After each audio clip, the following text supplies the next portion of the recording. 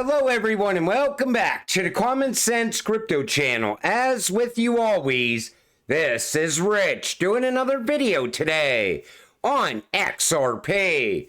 So I hope you're all having a wonderful day today wherever you are in this great world.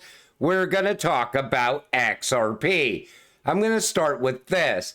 Chris Larsen has spent over a decade sharing his vision of the Internet of Value with others, never forgetting to emphasize that XRP is the asset of choice. Take a listen. A little bit then about how we see these and why we're betting, as you may have guessed, on the XRP ledger, and XRP is the digital asset of choice, where we're talking about the blockchain component of this Internet of Value. XRP clearly has, among the majors, the lowest transaction costs. It is the fastest, about 3 seconds to settle, and it has the highest throughput of the major blockchains. And then he goes on and continues to talk about how much better XRP actually is when it comes to payments, how it's fast, cheap, and secure. Now, we know Ripple got its name through a Grateful Dead song. And a lot of people always said, the Fed is never going to utilize Ripple. But I want to show you a blast from the past on Jerome Powell talking about how the Grateful Dead concert was. Take a listen. How was the show? Did you like it? Oh, it was terrific. What can I say? So it was great. I've been a Grateful Dead fan for 50 years. So, well, I've found one universal truth that I like people who like the Grateful Dead. So, and there was other times where Jerome Powell has also kind of told us that Ripple was already chosen through Grateful Dead narratives. And even when you look at the FedNow system, you know Ripple is integrated in there. We're just waiting for this sham of a case to end between Ripple and the SEC. And I think once that happens, all of a sudden everybody will be talking about Ripple and XRP here in the United States, especially as we get stablecoin regulations and crypto regulations as well. Ripple's report trends in regional payments on FedNow. As adoption and implementation expands, we anticipate a meaningful reshaping of the U.S. financial landscape. Ripple has also been hinting to us over time that they're going to be utilized inside the United States. But yet people still try to convince you that nobody's ever going to use this technology. When you have something that is fast, cheap, and secure, that's what everybody wants right now. We're pushing towards real-time payments. DLT technology is the only path to get us there. This comes from Digital Perspectives, understanding that DeFi is the biggest threat to the financial system. I'm excited for DeFi, but I'm even more excited for legislation that provides regulatory clarity for DeFi. Not a centralized product. It's a decentralized product. You don't know who necessarily the owner is. It's launched by an anonymous person. How can they operate within a regulatory framework, or can they not? So MiCA actually excludes genuinely decentralized finance products. The question is, what does that actually mean? And we actually put out some consultation, some guidance to try to consult also the market. Where is the boundary there? Because one person's DeFi is another person's actually, no, it's not DeFi. There is someone behind it, and you can actually point to some responsibilities. So it's a very difficult judgment call, but it's something that indeed we also will continue to monitor, that boundary of what is within the MiCA legal framework and what is not. So did you take notice to what she said? There has to be somebody behind it. Somebody has to be held accountable for the technology. And what does Ripple have behind it? They have a whole team. David Schwartz could explain DeFi to this lady in a matter of a minute. But, that's why you won't see Bitcoin involved.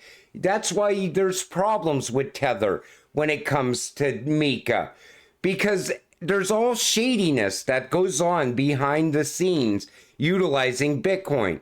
And I'm not saying that Bitcoin is only used for illicit activity, but people tend to go towards Bitcoin than other networks because they were always under the assumption that nobody could track your Bitcoin transactions. And we already know that's not true anymore because we've seen people get caught multiple times. But that's where Mika's going. They want to make sure that there's somebody there to explain it, somebody there to be held accountable if something goes wrong.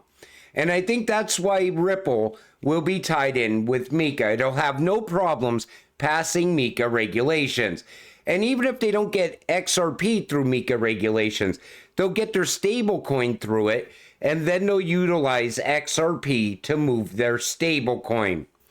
Ripple's Trends reports highlights the real-time settlement networks through the use of QR code IDs, new rails, no SWIFT, and specifically India's UPI, which is the template for the BIS unified ledger.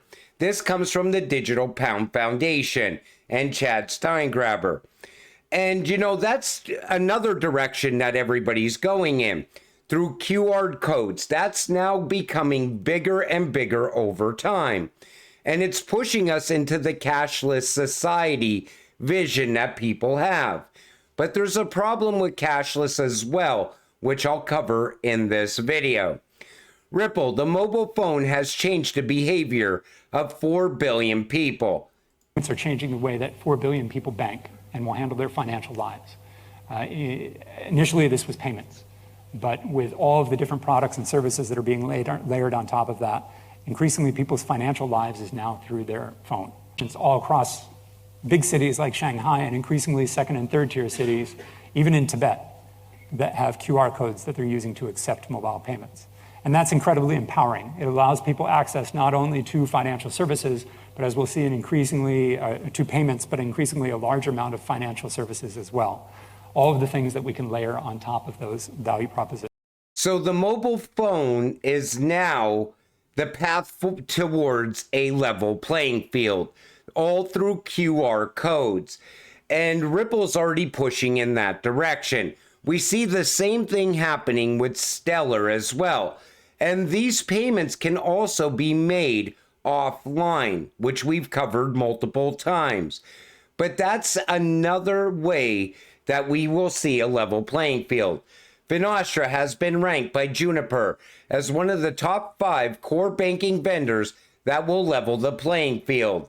Finastra Fusion Messaging, RippleNet Connected.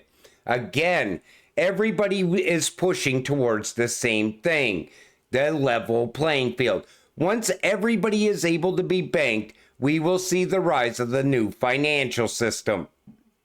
The Italian Banking Association has announced the successful trial of a wholesale central bank digital currency known as Project Leonidas, conducted as part of the Bank of Italy's sandbox. So it looks like Italy is now pushing into the digital age. But you know, as we see everything going cashless, this comes from Mr. Mann. Study finds we spend more with cashless payments. And you know, that's true because people, when they use a cash, like when they use a debit card or a credit card, they don't realize how much they're actually spending. But if they're spending actual cash, people tend to not spend as much. So they're saying, against our expectations, we found that cashless payments do not necessarily lead to greater tips or donations in comparison to cash. Who conducted the study at University of Adelaide's professor Arvid Hamann and Dr. Alex Belly from the University of Melbourne. Wow.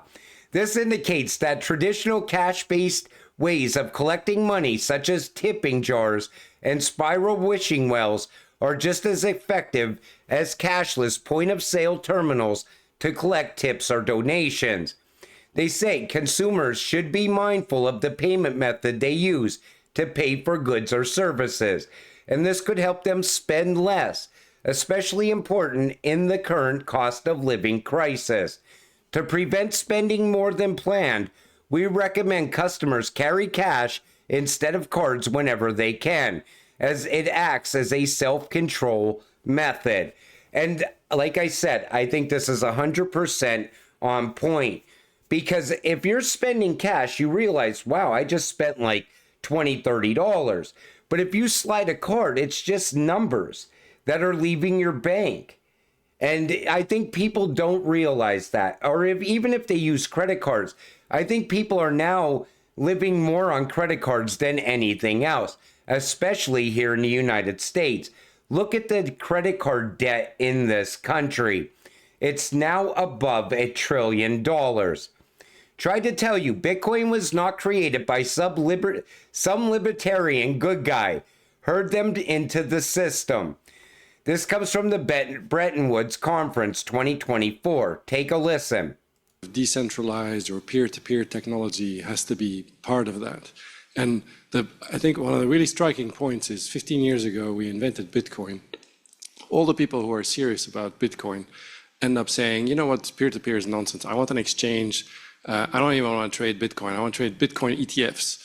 And so they completely replicate the centralized institutional balance sheet infrastructure, because it turns out that thing existed because it works really, really well, not because some government regulation mandated it to exist. And so I just don't understand the excitement about peer-to-peer and decentralization and what the panel thinks that's going to contribute to all these very good objectives that you stated. So they said that they created Bitcoin. And, you know, I remember a couple months ago, I was talking about this, and somebody said, well, we know who created Bitcoin. It was David Schwartz, which I think David Schwartz worked on Bitcoin. He was probably one of the creators.